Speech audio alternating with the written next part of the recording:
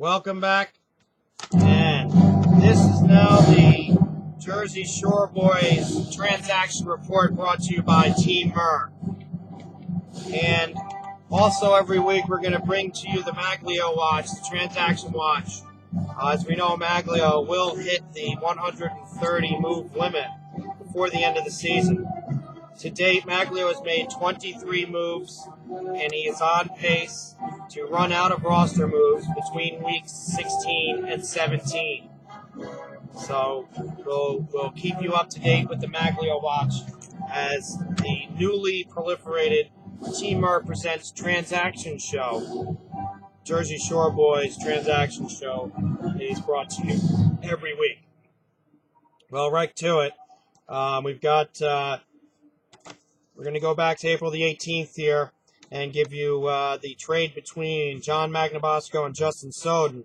John Magnabosco gave up Aramis Ramirez, Nick the Greek Markakis, and Francisco Liriano for Brian McCann, Alfonso Soriano, and John Danks. On April the 20th at 7:03 a.m., a trade was agreed between Bubs Devils and George the Greek.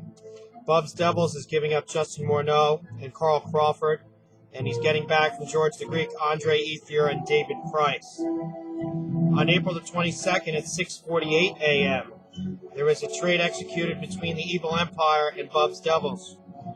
Evil Empire gave up Clay Buckholtz, and in return, he received from Bubs Devils Chad Billingsley. On April the 22nd, also at 6:48 a.m., a trade was executed between the Philadelphia Fags and the Evil Empire. The Evil Empire gave up Casey McGee and Nelson Cruz, and the Philadelphia Fags gave up Kevin Euclid and Grady Sizemore. On April the 24th at 7:06 a.m., a trade was executed between I'll Kick Your Ass and the Evil Empire. I'll Kick Your Ass trading Adam Pac-Man Jones. Evil Empire trading away Ted Lilly.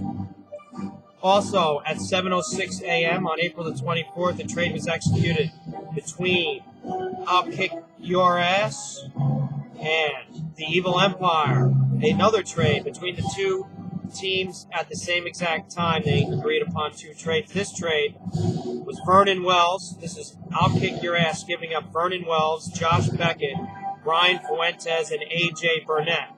The Evil Empire is giving up Sean Figgins, Vladimir Guerrero, and Justin Verlander. On April the 24th, also at 7:06 a.m., this is the third trade at that exact same moment Magglio was executing. This time a trade was agreed between Magglio and Colin Coogan. Magglio, the Evil Empire, giving up catcher Carlos Santana. Mugen's Marauders giving up Roy Oswalt in the 1-for-1 deal. On April the 25th, that's this morning at 7:47 a.m., a trade was vetoed between the Evil Empire and I'll Kick Your Ass. Now, the interesting thing is here, we're not going to be offering opinions on this transaction report. However, there was a vetoed trade, and I have to report this, is that Justin Soden called me yesterday, said that this trade had been executed. I have a feeling, though, that because nobody called me to veto, and I've never heard anything about this, that I believe that this trade was vetoed between the two original trading parties.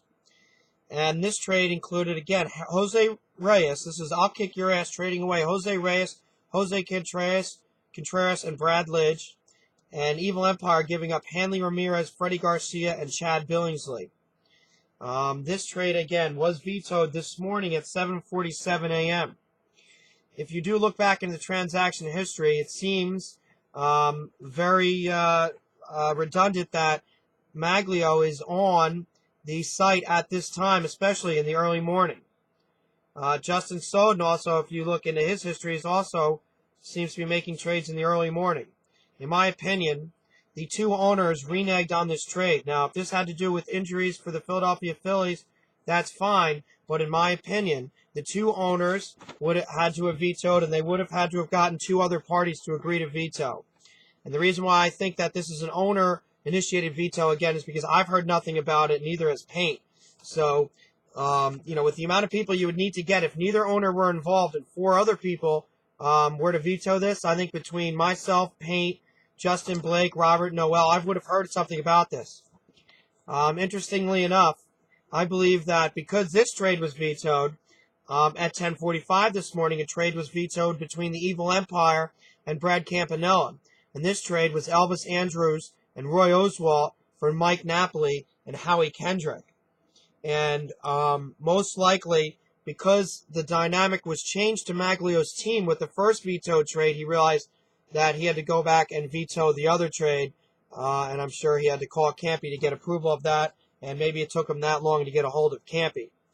So that is your Week 3 transaction report brought to you by Team Merr. We will come with the transaction reports immediately every Monday morning to report the previous week's transactions and also report on any pending trades at that time. To the best of my knowledge, at this time, there are no pending trades. But we did have the 2 vetoes this morning. Anyway, we'll be back. We're still looking over the numbers for the weekly recap show. We hope to have that up by late tonight, if not tomorrow morning. Once again, thank you for watching, and we will see you again soon.